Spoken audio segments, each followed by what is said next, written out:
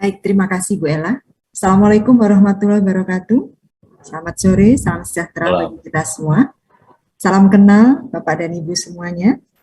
Izinkan kalau mengatakan memberikan komentar dan sebagainya, tentunya saya lebih tidak pada tempatnya Prof. Widodo, Pak Yoga yang sudah ahli. Namun pada kesempatan ini karena saya dalam hal ini mewakili B ya, bisnis tadi. Ya, Dan alhamdulillah diberikan kesempatan untuk mengelola pembangkit listrik kira-kira 20 tahun, sehingga barangkali pengalaman ini bisa menjadi gambaran kira-kira seperti apa sih kendala penggunaan LNG. Izinkan saya share screen.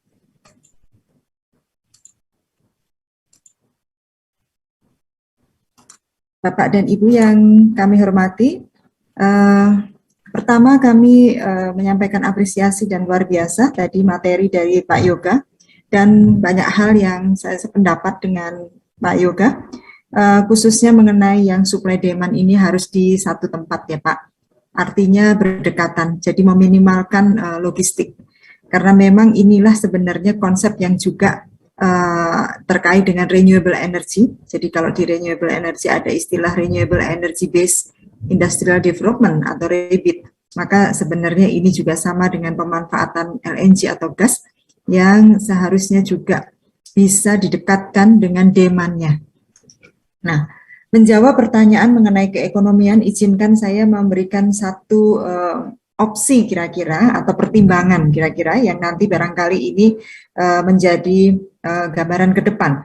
Namun memang opsi ini sebenarnya juga telah kami komunikasikan juga waktu kami di pekerja yang lama.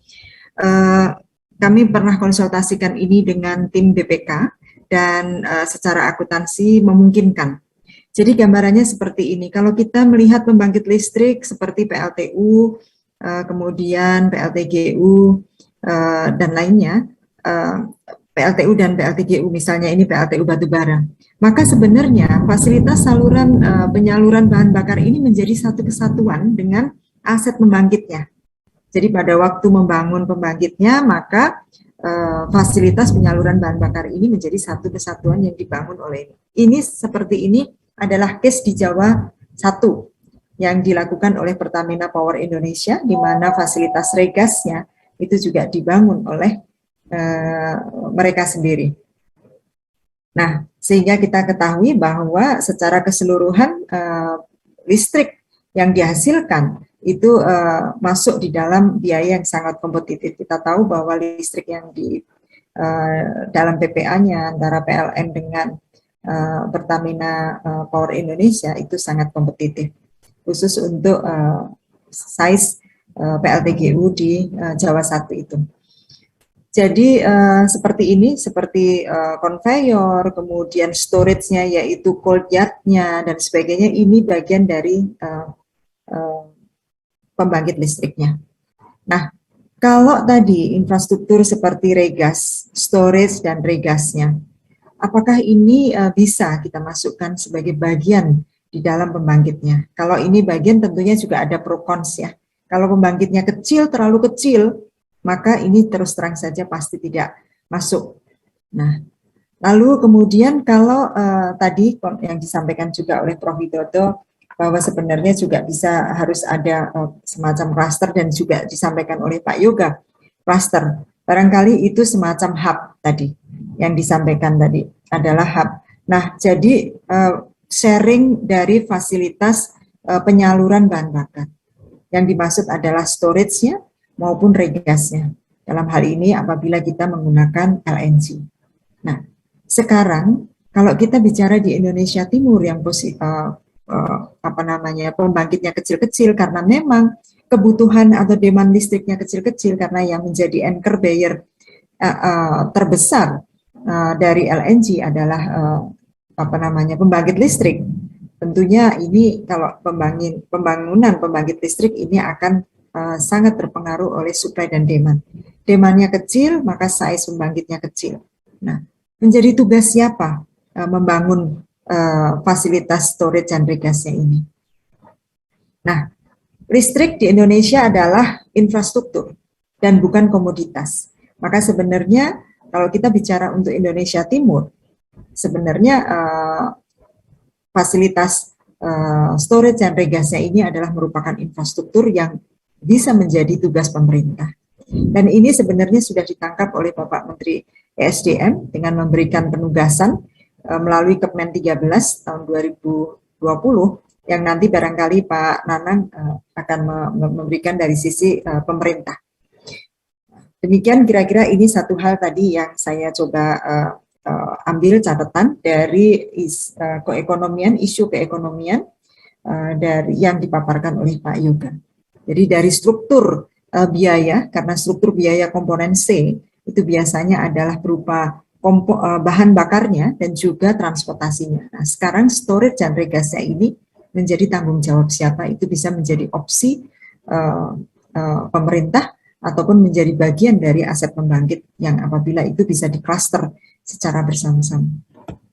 Lalu yang kedua, mengenai kami pernah memiliki pengalaman, Pak Yoga dan Prof. Widodo, membangun fasilitas mini LNG yang pertama di Indonesia dan diresmikan oleh Bapak Presiden pada waktu itu, yaitu di Tanjung Benoa.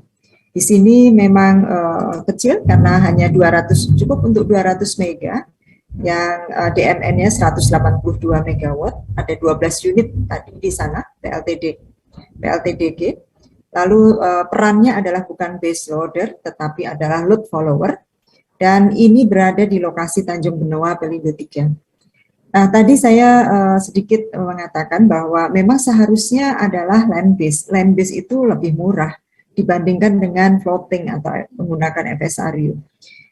Namun memang saat ini barangkali inilah tugas dari pemerintah, titip buat Pak Nanang, mengenai perizinan.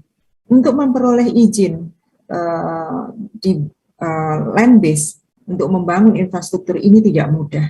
Pada waktu pembangkit Pesanggaran ini dibangun, sebenarnya dilakukan pula penyiapan atau pembangunan, perencanaannya sebenarnya bersamaan antara perencanaan pembangunan pembangkitnya dengan perencanaan pembangunan fasilitas LNG-nya ini adalah bersama-sama.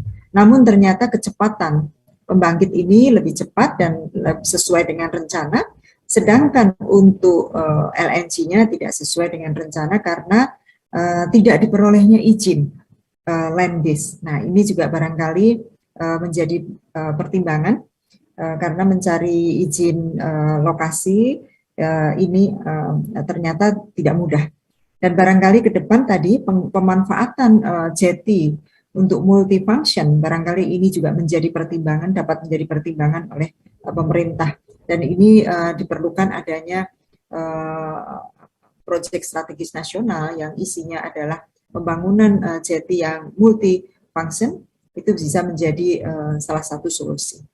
Nah, tadi menarik yang disampaikan Pak Yoga mengenai small shuttle, small storage shuttle.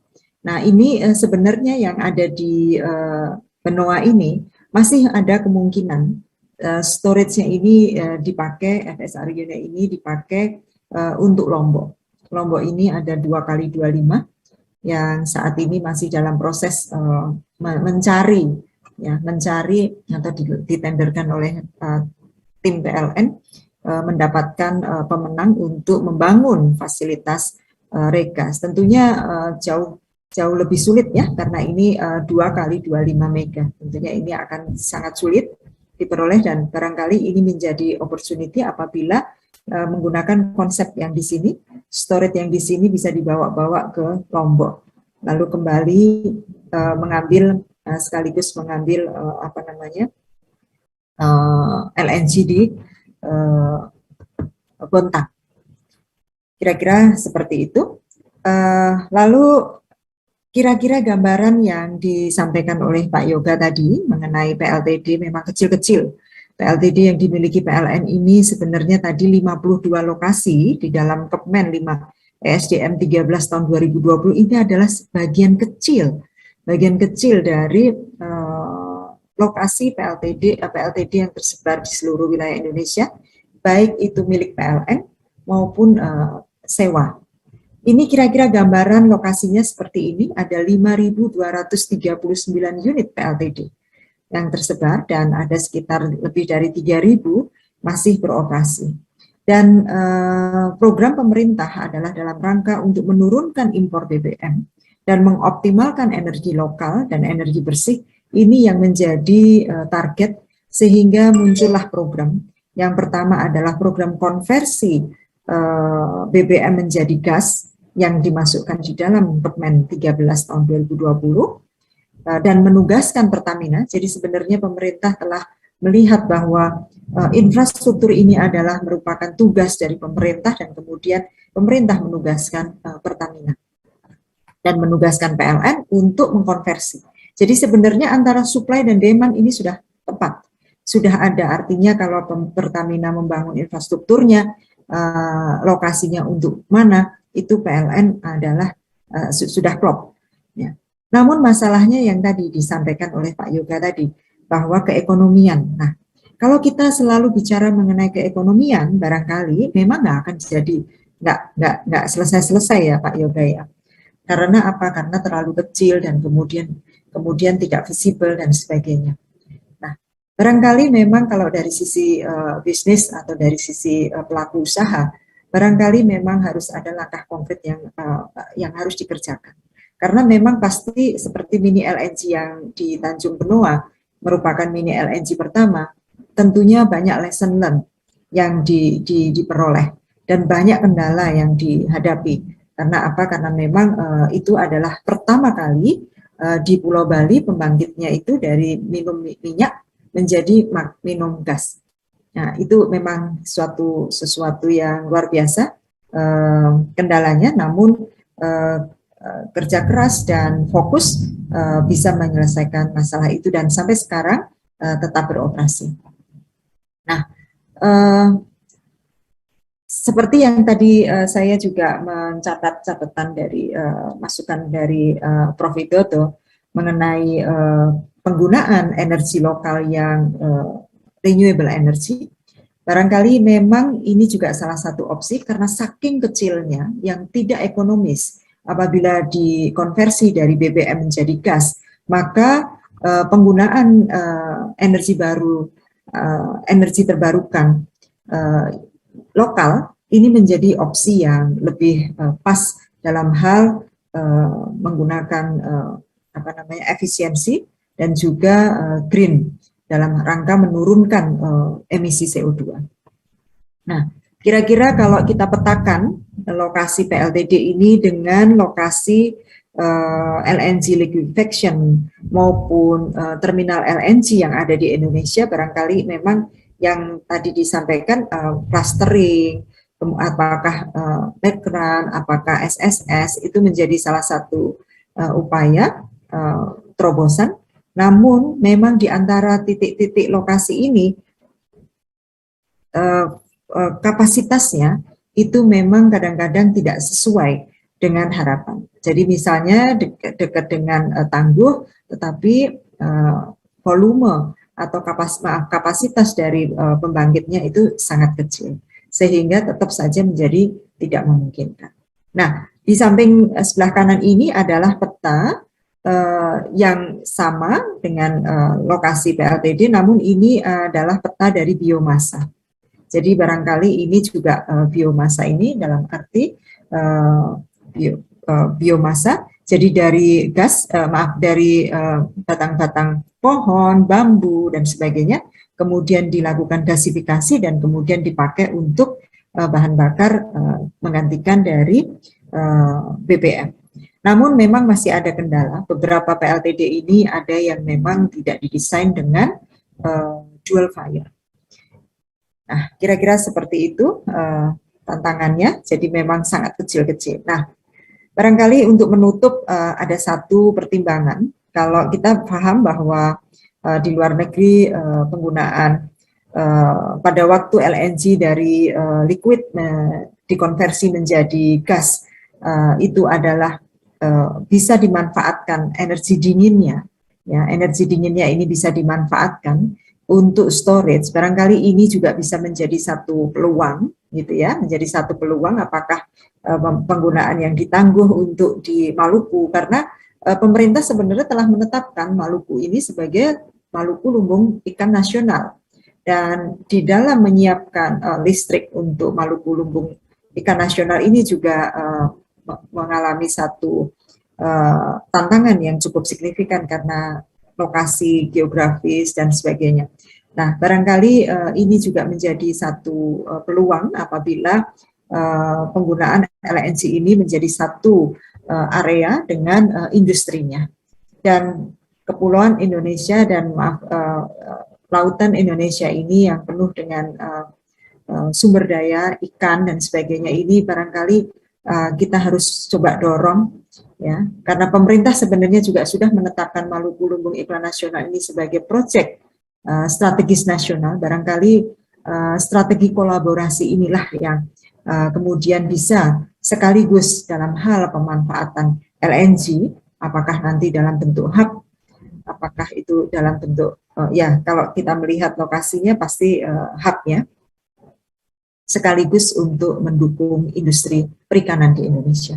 Barangkali itu sekali lagi saya sampaikan dari sisi aspek bisnis dan beberapa share dari pengalaman yang telah kami lakukan dalam penugasan kami sebelumnya. Dan satu lagi, barangkali negara Indonesia, negara kepulauan, Indonesia itu memiliki 22 sistem ketenaga listrikan, dan ini ada yang berupa regional balance, seperti yang di Jawa, ada juga yang resource based, dan juga beberapa sistem tersebut tidak terinterkoneksi, namun lebih kepada isolated system. Demikian, terima kasih. Saya kembalikan.